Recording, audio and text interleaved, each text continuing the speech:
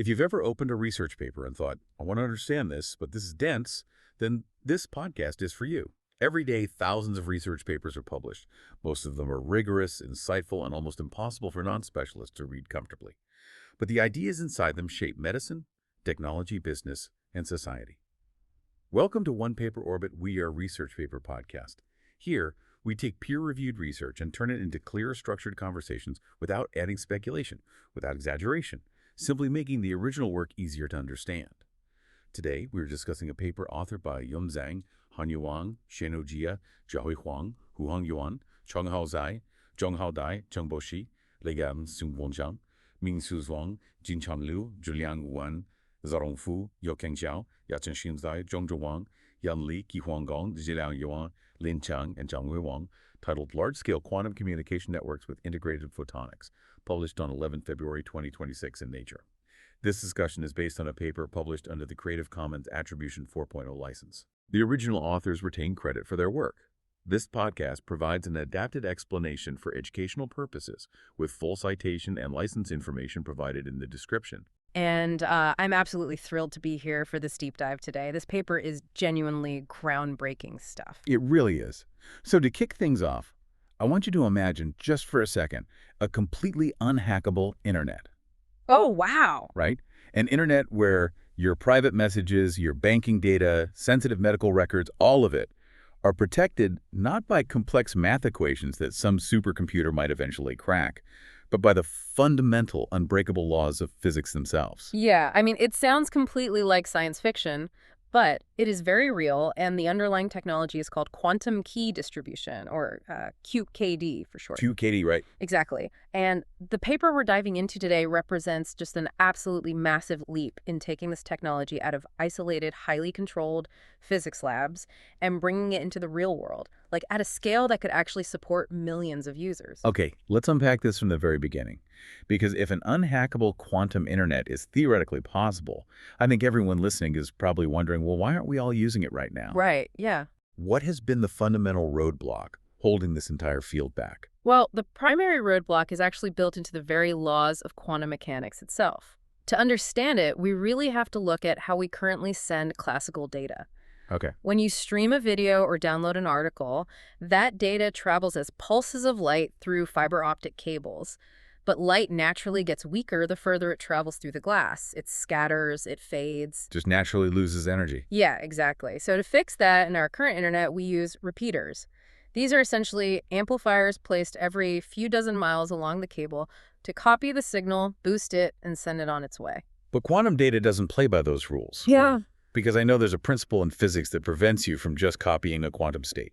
Precisely. It's called the no-cloning theorem. In the quantum realm, you just cannot perfectly copy an unknown quantum state. Full stop. Wow, okay. Furthermore, the very act of observing or measuring a quantum particle, like a photon, it irreversibly alters or destroys its original state. Which is, I mean, that's actually what makes quantum communication unhackable in the first place, isn't it?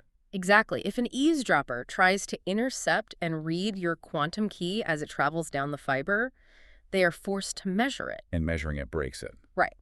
That measurement alters the photon, which introduces errors into the signal, immediately alerting the legitimate users that someone is listening in. Which is an amazing security feature, but a completely terrible engineering problem. Oh, completely. If you can't copy it and you can't amplify it without destroying it, how do you send a quantum signal across an entire country? Historically, you had two very flawed options. First, you could build a point-to-point connection.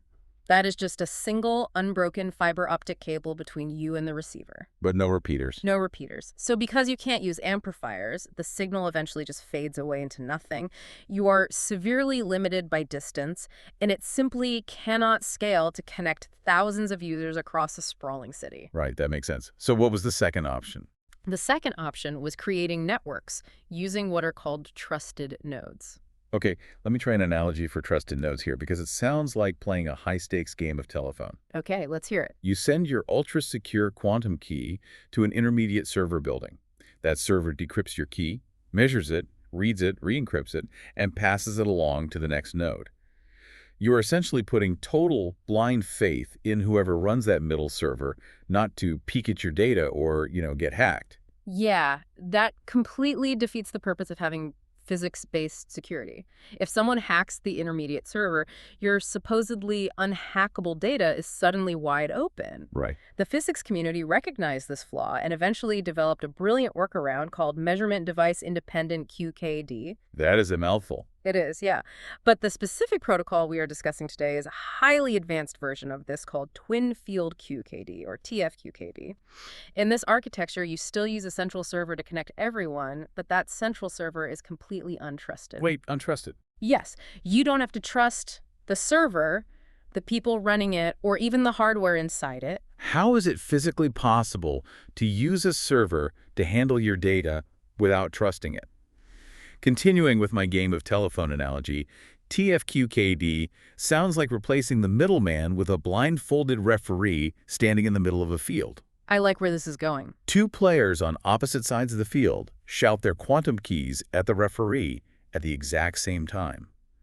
The referee can measure how the two sound waves crash into each other, how they interfere. Exactly. And based purely on that interference pattern, the referee can tell the players if their keys perfectly match. But because of the blindfold, the referee can't actually understand what the specific keys are. Building directly on that referee analogy, what happens at the central server is a physical phenomenon called single photon interference. Okay. The two users each send a photon toward the central server simultaneously. When those two photons meet at a beam splitter in the server, they interfere with each other. Like the sound waves crashing together. Right. And the server just detects the final result of that interference. It announces, a click happened here, or a click happened there. Interesting. The users then look at the server's public announcements, compare it to what they originally sent, and can mathematically distill a shared secret key. The server learns absolutely nothing about the key itself. It just provides the collision space. This sounds incredibly elegant because it allows many users to connect in a star topology, like, spokes on a wheel radiating from a central hub. Exactly. Everyone can share the expensive central equipment while maintaining absolute privacy. But there's a catch, right? Because to make this blindfolded referee system work, those two photons arriving from miles away have to be perfectly identical and perfectly synchronized down to the exact phase of the light wave. That is the crucial bottleneck, and it brings us directly to the hardware breakthrough in this Nature paper. Achieving that level of synchronization used to require just a massive amount of infrastructure. Like entire laboratory. Yeah, we're talking about custom-built quantum optics tables that fill entire rooms. You need giant lasers, heavy mirrors, massive cooling systems, and these huge vibration isolation tables just to keep the light stable enough to interfere properly. And the researchers behind this paper didn't just theoretically improve the network, they shrank that entire room down onto microchips. They did. Let's dig into the hardware of what they call the Wyoming quantum chip network. So at the center of this star network is the server node, which features an integrated optical microresonator frequency comb. We'll just call it a microcomb. Good call. It's built on a silicon nitride platform. Silicon nitride is an excellent material for guiding light with very little loss.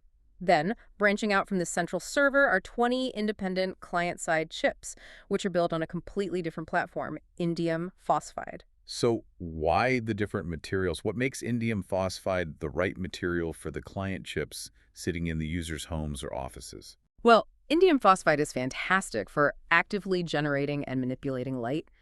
These client-side chips are a marvel of monolithic integration. On a tiny chip measuring just 4.6 by 2 millimeters. Wait, 4.6 millimeters? That is smaller than your fingernail. Much smaller. And on that tiny space, the researchers etched all the components needed to prepare quantum keys. This includes the lasers to generate the photons, phase modulators to alter the timing of the light waves, intensity modulators to change the brightness, and variable optical attenuators. What do the attenuators do? They dim the light down to the single photon level, which is strictly required for quantum security. I want to pause on the sheer scale of this for a second. You have a central server chip using a microcomb, and it is connecting 20 different user chips spread across massive distances using wavelength division multiplexing, or WDM. Right. This means they are sending multiple different colors of light down the same fiber optic cable at the same time to accommodate different users. Exactly, yeah. How do you possibly synchronize 20 cheap, tiny lasers perfectly enough to achieve that single photon interference back at the server. It is an extreme engineering challenge. To get that perfect interference, the lasers on those tiny indium phosphide chips need to have exceptionally low noise. They need what physicists call a very narrow line width. Let's clarify line width for a moment. When I think of a laser, I think of a perfectly pure single color of light. But real lasers are a little bit fuzzy, aren't they? That's a great way to put it. Line width is essentially the fuzziness or thickness of the laser's color. A perfect laser would emit light at exactly one single mathematically precise frequency. And nothing is perfect. Right. In reality, due to thermal fluctuations and spontaneous emission inside the laser cavity, the color drifts slightly. It wanders back and forth across a narrow band of frequencies. Okay, I see. The integrated lasers on those tiny client chips are inherently noisy. They have line widths at the megahertz level, meaning their color is fluctuating millions of times a second. Which is way too broad and unstable for twin-field QKD. Exactly. But building a massive, ultra-stable laser for every single user is completely impractical and too expensive to ever scale up. This is where the paper introduces a concept called optical injection locking. And to me, this is the most fascinating mechanism in the entire deep dive. How do they force these cheap, fuzzy lasers to act like multi-million-dollar precision instruments? The silicon nitride microcomb at the central server acts as the heart of the whole operation.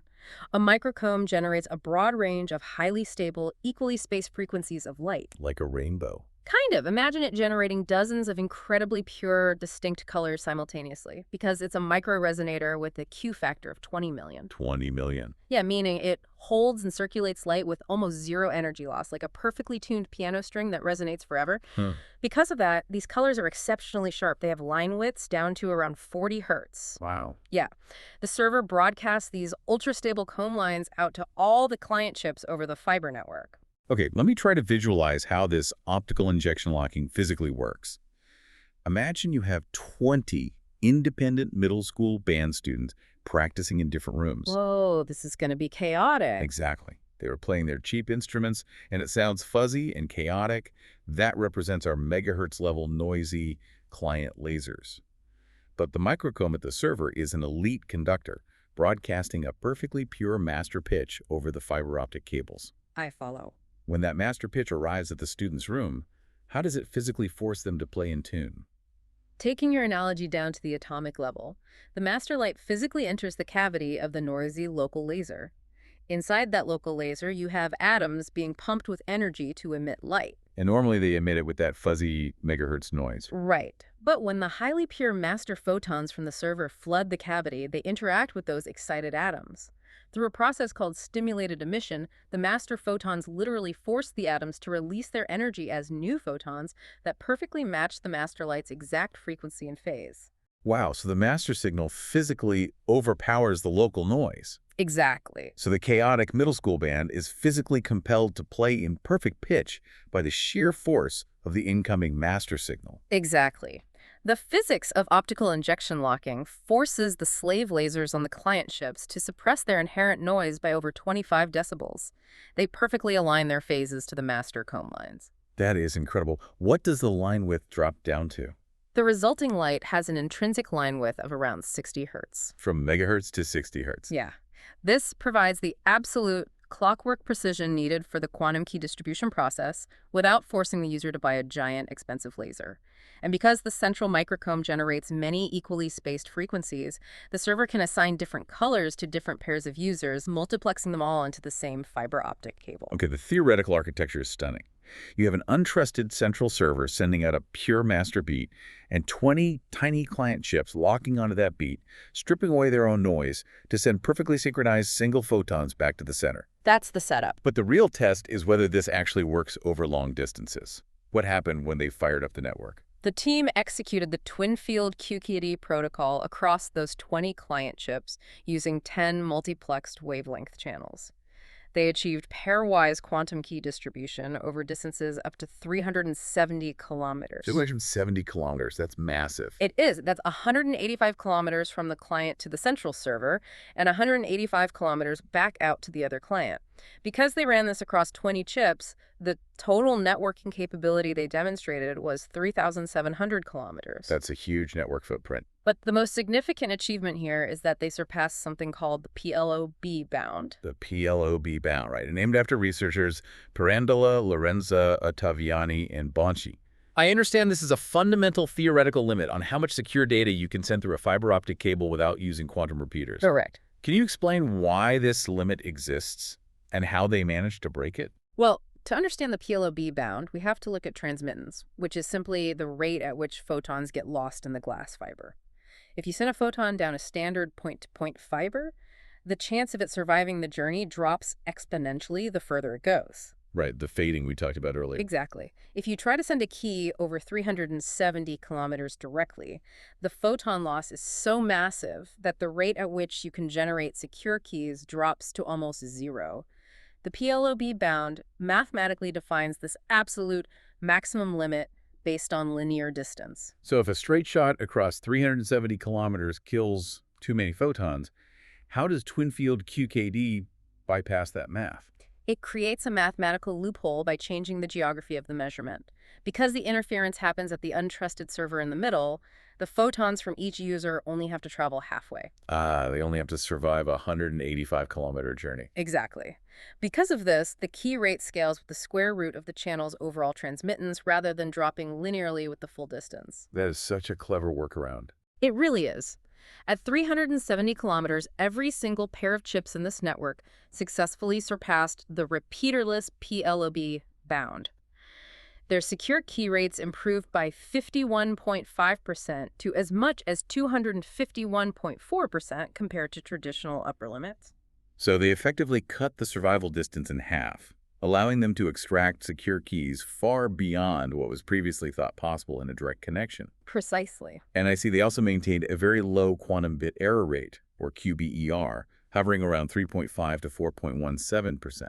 I assume that low error rate is the final proof that the injection locking mechanism successfully kept all those photons perfectly in phase. Yes, absolutely. A low quantum bit error rate means the interference at the central server was clean and highly readable, which proves the lasers were synchronized almost perfectly. Now I need to push back a little bit here, because looking at the methodology, they achieved these incredible numbers over 370 kilometers of spooled fiber sitting in a highly controlled laboratory environment. Right, the lab setting. When telecom companies deploy fiber optics in the real world, those underground cables experience massive environmental shifts.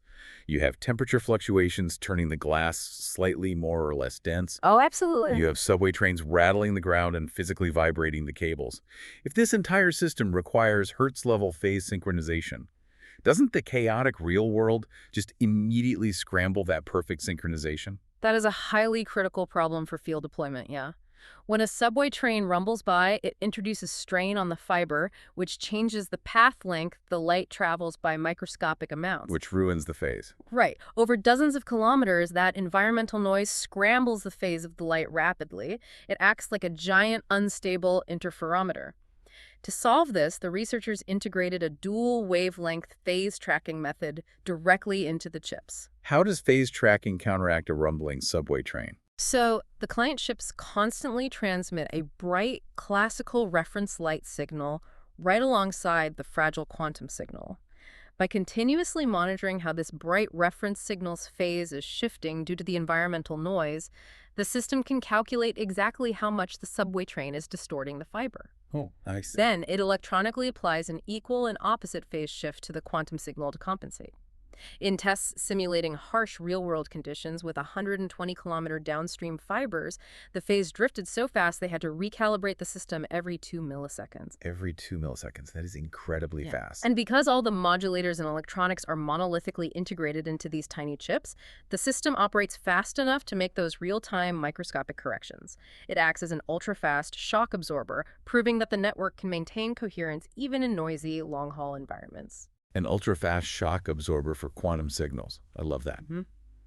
But taking a step back from the raw distance and the phase tracking, I keep focusing on one specific detail from the methodology. And I think it might actually be the most profound part of this entire deep dive. Oh, yeah. What's that? It's the wafer they use to make the chips. Ah, you're looking at the wafer-scale reproducibility. Yes.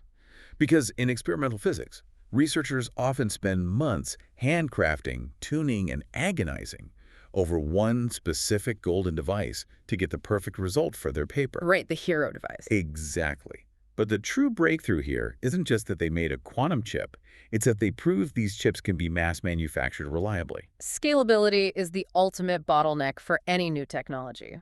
The researchers emphasize that the 20 indium phosphide client chips used in this massive experiment were randomly selected from a standard 3-inch wafer. They didn't cherry-pick them. No, they did not meticulously pre-select the best performing chips. They simply pulled 20 chips off the fabrication line. Across those 20 chips, there were 120 electro-optic phase modulators. 117 of them worked perfectly as designed. Wow. Yeah, that is a 97.5% operational yield. A 97.5% yield on bleeding-edge quantum communication hardware straight off the line. To synthesize what this means for you listening, this is the printing press moment for quantum networks. It really is. We are looking at a permanent transition away from those multi-million-dollar room-sized quantum optics tables covered in mirrors and cooling tubes. By utilizing standard photonic integration techniques like the exact same photolithography manufacturing processes used to stamp out the silicon chips inside our smartphones and computers, these researchers proved we can mass-produce highly complex quantum transmitters cheaply and reliably. And crucially, because these chips utilize wavelength division multiplexing, they are natively compatible with the existing classical telecom infrastructure that is already buried under our streets and oceans. So no digging up the streets. Nope. You do not need to lay down a brand new, specialized, quantum-only fiber network. You can plug these mass-produced chips directly into the dark fiber we already have. Which leaves us with a pretty profound thought to chew on. These researchers just proved that we can stamp out highly reliable quantum chips on standard wafers, synchronize them using a central microcomb, and piggyback them onto the exact same fiber optic networks we use to stream movies today. Yeah. If classical data networks can seamlessly co-integrate with these cost-effective, mass-produced quantum chips, well, at what point does the quantum internet stop being this futuristic sci-fi concept and just quietly become, the regular internet? That's the million-dollar question. It brings us right back to the beginning. The idea of an unhackable digital world secured by the laws of physics, it isn't a pipe dream anymore.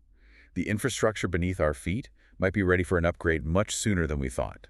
It absolutely challenges our timeline for widespread quantum adoption. The pieces are moving from the whiteboard to the fabrication plant right now. This paper is published under a Creative Commons Attribution 4.0 license, and full credit is provided in the episode description. Thank you for listening to One Paper Orbit ATL, our research paper podcast. Our goal is to make peer-reviewed research accessible to everyone. If this episode was helpful, please share your thoughts and let us know which papers you'd like us to explore next. Thank you.